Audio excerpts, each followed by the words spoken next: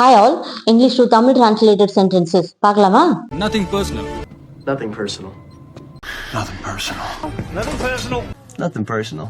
Nothing personal. Nothing personal. இதுக்கு என்னங்க அர்த்தம்? இதுக்கு நீங்க லிட்டரலி டிரான்ஸ்லேட் பண்ணி பார்த்தாலே அதுக்கான மீனிங் கிடைச்சிருக்கும். அதாவது பர்சனலா ஒண்ணும் இல்ல.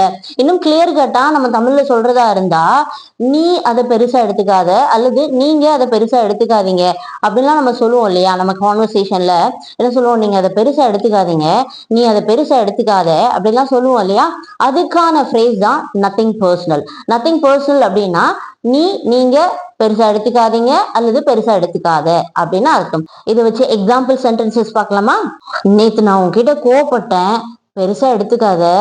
நேத்து நான் உன்கிட்ட கோவப்பட்டேன், பெருசா எடுத்துக்காத அப்படின்னு எப்படி இங்கிலீஷ்ல சொல்லலாம் அப்படின்னா, I got angry with you yesterday, nothing personal. அப்படின்னா என்ன அர்த்தம்?